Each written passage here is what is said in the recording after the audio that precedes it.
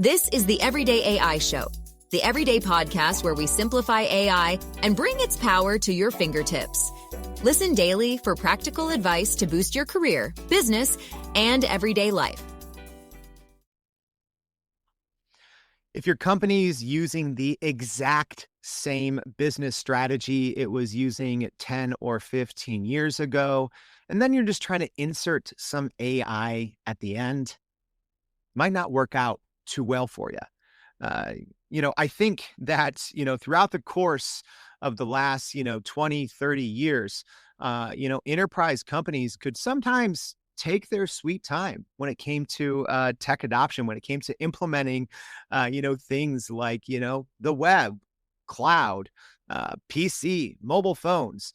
You can't really do that with AI. You can't take your old school traditional business strategy and just sprinkle a little AI on top. That's not how it works anymore.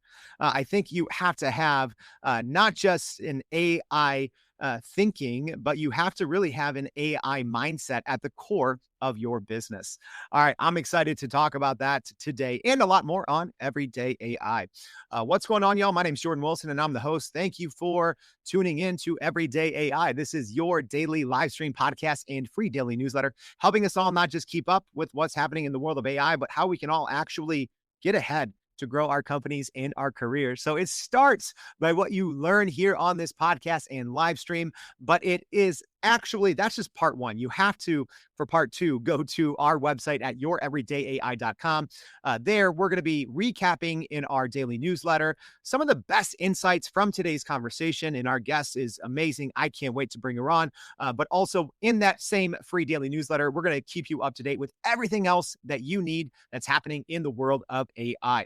All right. So enough from me, enough chit chat. Please help me welcome my guests. There we go. Aishwarya Srinivasan. Ash, thank you so much for joining the Everyday AI Show. Thanks, Jordan, for having me here. And I'm very excited to be a guest on your podcast. And as somebody who is listening to your podcast every day, I really enjoy it. And I'm hoping that I'm able to add as much value as your other guests. Oh, absolutely. Absolutely. So let's talk a little bit about your background because it's impressive. It's like, looking at your LinkedIn profile is like looking at, every single big tech company out there. So right now, head of AI developer relations at Fireworks AI. So tell us a little bit kind of what you do there and a little bit about your background in AI. Yeah, absolutely. I wouldn't say I have had a non-traditional path towards what I'm doing right now. Started off as a software engineer, minored in machine learning, eventually got into doing a master's in data science. So I've been in this machine learning AI space for quite some time, much before like the generative AI large language model hype started. And that's another thing, like I love doing traditional machine learning and I still love continuing to do that. And it's just fun to see that there is a whole new world of not just people building large language model systems and generative AI systems, but also the very, very growing economy of users who are interfacing with it. So it's just fun that now my mother is more interested to learn more about what I'm doing, thanks to ChatGPT, compared to like what it used to be probably a decade ago. So yeah. It's just good that a lot of people are understanding what AI is, what the use cases are. So it's definitely a very fascinating time to be. And even kind of how I started out the show and, as someone that's been in machine learning for a while, how do you think it's even personally changed, like in terms of business priority, right? I know for companies that have been data first, that, companies that have been, using artificial intelligence and machine learning for many decades, maybe it hasn't changed as much. But for every other company, right, it seems like to me, at least someone that talks to a lot of people from the outside, it went from, what's AI, not for us, to all of a sudden, it's one of the most important things at the core of their business strategy. So talk a little bit just about how it's changed in the industry as someone that's worked in it since pre-ChatGPT. So I would say the biggest difference that has happened 3 years ago till what is today is simply put ease of access and ease of use. 3 years ago, I I had delivered a session about text summarization, about how companies do like news text summarizations or like blogs or like larger books. And at that point in time, it was BERT models and like GPT-2 model. And it was still very naive in the sense that it was extractive summarization and abstractive summarization in the very, very simplest form. And now in the last 3 years, it just feels like we have crossed a decade already in just like a short span of 3 years. And it's just the level of maturity of the technology, of course, but also how easily it's accessible to a lot of people has changed. So earlier, the reason why, say, traditional machine learning models or even like the early phases of large language models or like the BERT models and like the early GPT models, they were very narrowly used in certain research laboratories or certain big tech companies for very specific use cases. But now, what has the biggest change I would say in the last 3 years that has happened is how easily this technology is accessible to people and how easily they are able to build upon top of it. So any small business owner, I was even like speaking with a couple of small business owners and how they can start using AI, and it's just how easily it's available to them, right? So if you think about this stack of users and builders and providers, the earlier stack used to be very, very technical, which is like if you want to use a GPT-2 model, imagine the level of complexities you have to go through to really put it in production. Hmm. So that itself, and like the fact about like the skill gap that you would have as a small business owner or a college grad who has a great idea but doesn't know how to like really use these models in practice to build their product, has changed. Now that it's easy to get access to it thanks to all the open source models. Second, it's just become the usability has increased. So with more and more frameworks and providers and people who have encapsulated it with the terminology of wrappers, so it's just available to the end users in a much easier fashion. And that's why we are seeing a lot more people using it. That's why we're seeing tools like Otter AI, which I'm using for like translation, or like Fireflies, which is like doing your meeting recordings and summarization, or like Note GPT, or all of these toolkits, right, like that we're using every day. It's not just users from like a technical background, but it is everybody who's trying to like use these technologies to increase their productivity. And at the end of the day, it improves their bottom line, which is increased productivity is faster results, better business value. Mm.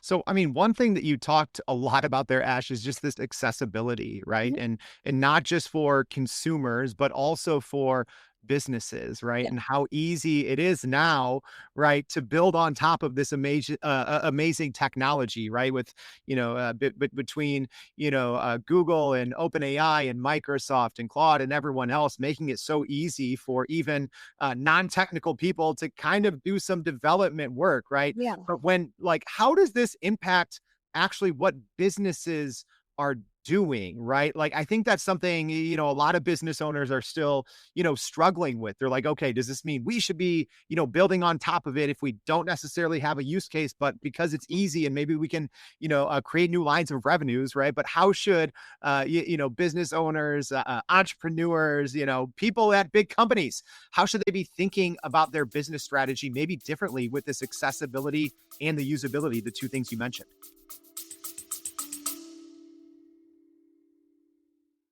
Are you still running in circles trying to figure out how to actually grow your business with AI? Maybe your company has been tinkering with large language models for a year or more, but can't really get traction to find ROI on Gen AI. Hey, this is Jordan Wilson, host of this very podcast. Companies like Adobe, Microsoft, and NVIDIA have partnered with us because they trust our expertise in educating the masses around generative AI to get ahead. And some of the most innovative companies in the country hire us to help with their AI strategy and to train hundreds of their employees on how to use Gen AI. So whether you're looking for ChatGPT training for thousands or just need help building your front-end AI strategy, you can partner with us too. just like some of the biggest companies in the world do. Go to youreverydayai.com/partner to get in contact with our team, or you can just click on the partner section of our website. We'll help you stop running in those AI circles and help get your team ahead and build a straight path to ROI on Gen AI.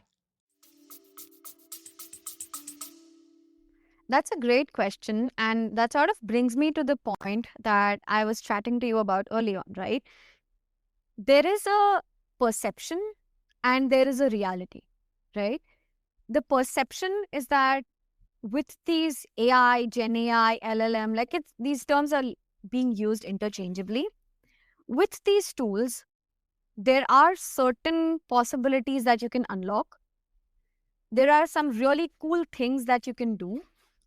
And they come with a bunch of features, right? With features that seems very interesting, seems very fascinating, seems almost impossible if you were talking about it a few years ago.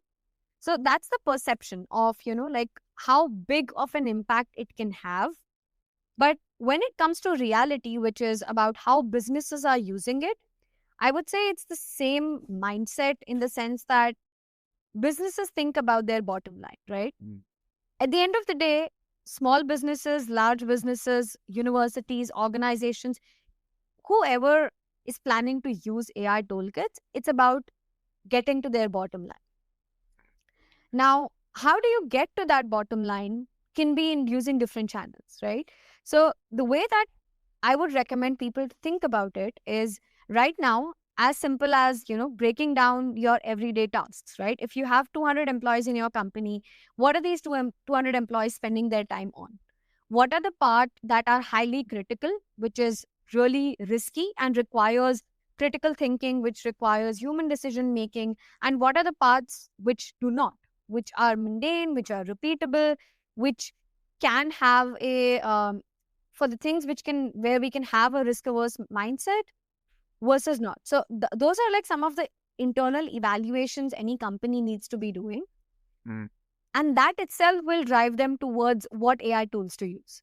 I think what happens a lot of times is people are trying to approach it in the opposite direction, which is like, hey, I read about this AI tool. How can I use this in my company? It should be the other way around. What are the things that requires a fix? And then you go about thinking what's the right tool for you. Because at the end of the day, I think what people need to understand is that AI is a toolkit. It's the same thing like a hammer or a drill or a saw. And every tool has a purpose. It cannot solve every single problem. And that's the exact same thing with AI.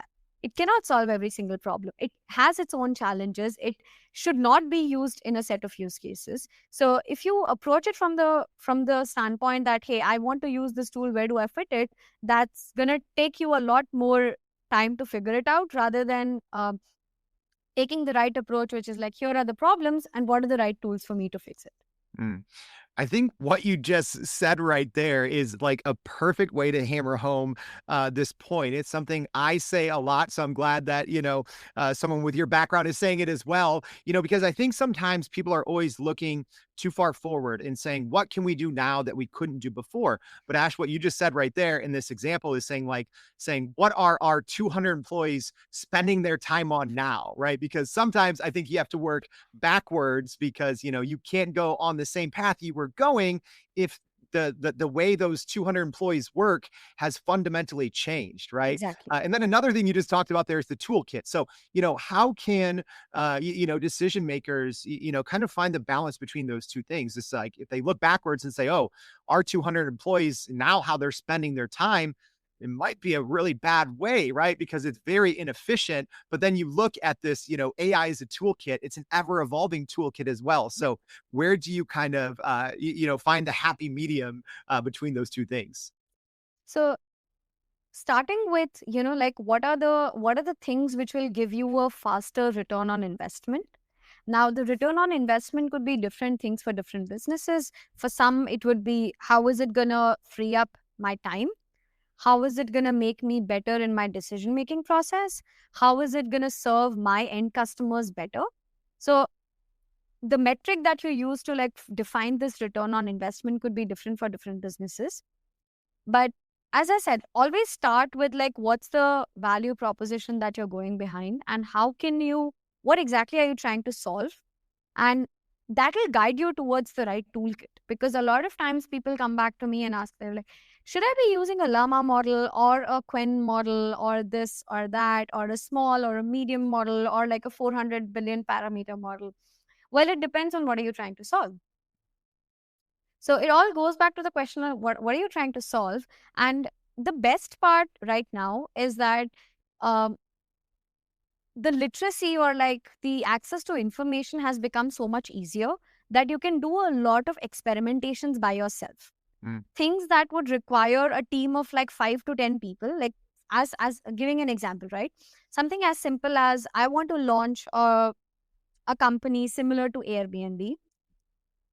Historically, if you were speaking, you'll need like a team of front end developer, back end developer, product designer, creative person, database manager, all of these individuals whom I need to even get to the first step of starting my company. But now I think with the AI tools which are accessible to us, we can get to the MVP part very quickly. So you can develop what a prototype would look like, and getting to that point has become really, really fast. So for you to like get to market, for you to like build out something and test out something, it's become very easy. So for you to learn a particular tool, there are so many online resources which you can access, learn a particular toolkit and get started. So that's how I would recommend, like any company, if you are a 200% company, first evaluate where exactly is your effort going in. What are the bottlenecks? What is the bottom line for you?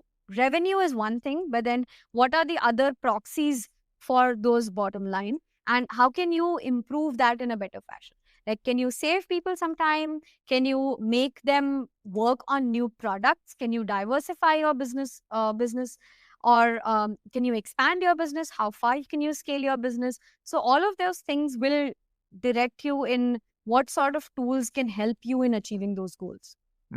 So, when I hear you talk, I can tell that you have kind of this, AI mindset and AI thinking down, right? But that's because you have a background in machine learning, but, not everyone does. So, how can they kind of address both, you said, hey, going back, finding the bottlenecks, fast ROI, right? Like, how can they go back and make those decisions, or look forward to new opportunities and make those decisions if they don't, have that kind of AI thinking already, if they don't have that AI mindset? Because Yeah. trying to keep up with the hype cycle of AI is, impossible, even, for someone like me that does it every single day. So how can those maybe people that don't have a decade of experience in machine learning, how can they still have that AI thinking or AI mindset? I'm going to give you a non-technical answer to I this. love it.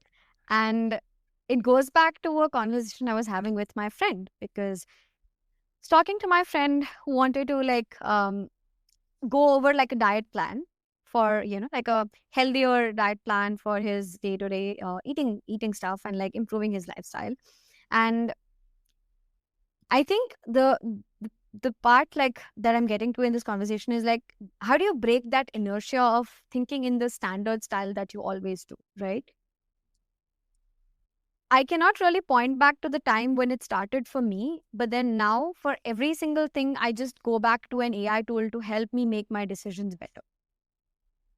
How can I put out better videos? How can I improve my writing? How can I improve my email styles? How can I improve my product design documentations? For every single thing that I try to do, I try to consciously make a decision to not let inertia take me in the standard way, the way I used to work. So giving you a simple example, right? Like if somebody tells you that, hey, I want to lose weight, or my goal is to gain weight, and I have like XYZ dietary restrictions. So how do I go about it? I have to like go contact a nutritionist. I have to do this. I have to do that. It's an elongated process, and the way that people think about it is in this particular manner, like which is how we have been doing things historically. But now with AI tools, a simple change is that I can chat with ChatGPT and tell it that, hey, this is my goals. This is my current weight. This is my current workout regime. This is what I can eat, I cannot eat. This is how busy I am. So help me develop a day-to-day eating chart. Mhm. The amount of time that it would take for me to find a dietitian and go through the process is now completely solved by this particular prompt that I've sent to ChatGPT, right? And I'll give you another example, the way that my mom's life changed because of ChatGPT. Again, like this is not a sponsored video or like, I'm not really endorsing any particular tool, but my mom uses a lot like social media in different formats. She's like watching YouTube videos, she's reading news, she's using Facebook. I mean, she's probably one of the very few people using Facebook, but she's on all of these platforms, right? And she hears a lot of information. She hears different news narrating certain side of the story, and she used to get triggered reading something, and she would be like, "Oh my God, I read this, and like it's really disturbing," and or like she would get worried about something. And now with like tools like ChatGPT or Perplexity, you can just go and clarify certain things on the platform. So now every time like my mom reads something, she knows that, oh, there is a possibility that this news is fake, or there is a possibility that it's only being narrated from one side, or like it's not really the complete side of the story. And she goes and uses these AI tools to get answers for herself. So now she has moved and she has her own AI mindset, because now she's familiar with all of these tools and she knows how she can use that in her daily life. And that's again going back to the fundamental way of how humans work. We need to get away from our inertia, get away from the autopilot of how we have been historically doing things, and just try out something new. It might be a learning curve, maybe for a few hours, for a few days, but then that learning curve will really set you up. Mm. I love that. Just, not letting the inertia, take you the standard way. I think that's just a really great way to think about, general like traditional business strategy, right? It's Yeah, repetition, it's automation, it's just, it's your brain's on autopilot sometimes from exactly. non AI ways of thinking. Yeah. I'm curious. You already kind of gave a couple, simple examples, through your own life, through your mom's life, but even how has it changed, how you work, right? Like, just even your business strategy mindset, having, generative AI even versus, traditional AI or ML. So I posted about this a while ago that growing up I wanted to be an artist. I wasn't very, I mean, like I didn't even know about engineering when I was probably like 4 or 5 years old. I used to love art. And obviously I've not been in touch with art for like quite some time. And I had this wild idea of teaching people about AI topics using comics. So my first version of comic took me probably 8 to 9 hours to build out, from ideation to finding the right tools to do it, to put the storyline together, to put the imagery together and build it out on Canva and then reproduce it. Mhm. The second time I did it, it took me around 5 to 6 hours, slightly less than the first time. But then now I'm going to release another comic around quantum computing. So it's teaching people about quantum computing using AI comics. And it took me less than 30 minutes to build it out. Wow. So that's the level of productivity I'm talking about. And I do want to address this because I have heard this from a lot of people that, hey, why are we trying to like use so much of the AI tools, and like, is it like a huge threat against people of employment? What I would say is we have had these sort of like thoughts about threat during the industrial revolutions historically. But a simple example is what I explained, right? Earlier, I used to do 10 things in a day, but now with AI tools, the time that it takes for me to do those 10 things has drastically reduced. Does that mean I'm unemployed for the rest of the time? No, I've figured out more things to do in my life. So that's the exact way I would think about not just humans, but also businesses. If you have a 200-person business, rather than thinking about, hey, I'm going to use AI to cut down on what people are doing and fire 50% of the staff, think about how you can use the rest 50% of the staff, upskill them, and grow your business. I think that's a great way to put it, right? And I love the example, of the comics going from 8 to 9 hours to 6 to now just in minutes. Yeah, just what's possible is changing so quickly with AI, and I think that does really impact everyone's business strategy. So, Ash, we've talked a lot in today's conversation in a short period of time, a lot of super helpful insights. But as we wrap up, what would you say is the one most important piece of advice that you have for business leaders to really just adapt an AI mindset or AI thinking and apply it to their business strategy? I would say try AI tools overwhelmingly as a person rather than thinking about yourself as a business owner. Start using whatever comes to you, like whatever you read about on LinkedIn, on newspaper, on X, on Threads, on Instagram, wherever. Like if you come across a tool and if it remotely fits whatever you're doing, try it out. The only way that you can understand the pros, cons, like the features, capabilities of any tool is when you try it out. And as soon as you give it a try, the entire overwhelming feeling goes away. So that's the best way to like get started. The more you try, the more you get hooked, the more you understand the value, and the more you also get a idea of how to filter good from bad, how to filter hype from reality. So that also helps a lot. Like, so just give these tools a try.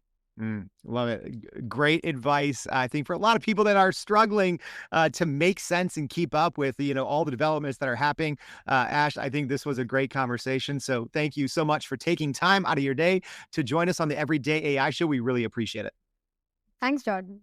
All right. And as a reminder, we covered a lot there. There's so many quotables, so much good advice. If you missed it, don't worry about it. We're going to be recapping it all in our daily newsletter. So if you haven't already, please go to youreverydayai.com for more on this show, more on what you need to grow your business, grow your company and career. Thank you for tuning in. Hope to see you back tomorrow and every day for more Everyday AI. Thanks, y'all.